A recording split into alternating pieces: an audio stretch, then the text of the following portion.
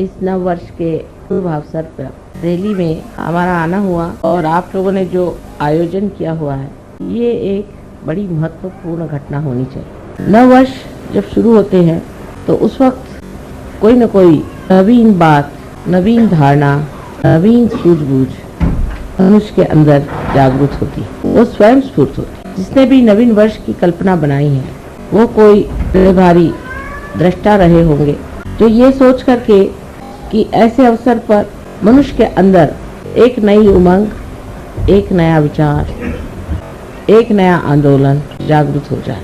ऐसे अनेक नवीन वर्ष आए और गए, नई उमंगें आई, नई धारणाएं आई और खत्म हो गई। मनुष्य की आज तक की जो कुछ धारणाएं रही हैं, एक परमात्मा को छोड़ के बाकी सब एक मानसिक क्रियाएं रही या बौद्धिक प्रक्रियाएं रही।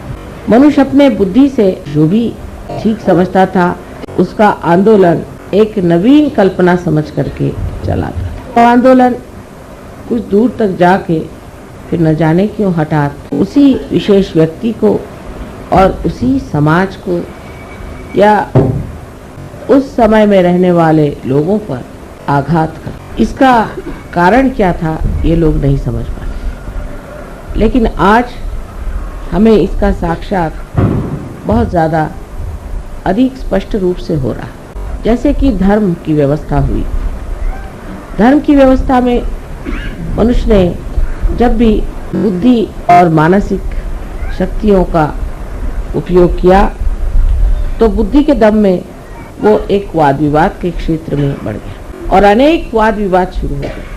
अगर सत्य एक है तो पंथ इतने क्यों हुए, इतने धर्म क्यों हुए, उन धर्मों में भी इतने और भी जाति भेद क्यों हो गए। ऐसे भेद करते करते न जाने दुनिया में कितने ही गुट जम गए हैं, जिसका समझ में नहीं आता है।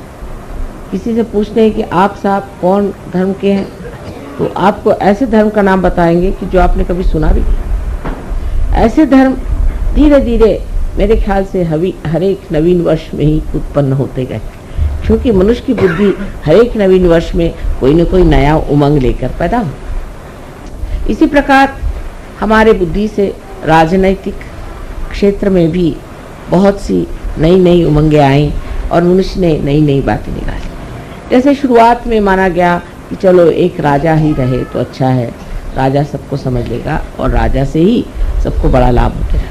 तो देखा कि जिसको राजा बनाया वही दुष्ट निकला, उसी ने सताना शुरू कर दिया। फिर कहा नहीं, राजा तो ठीक है, इसकी जगह ऐसा करो कि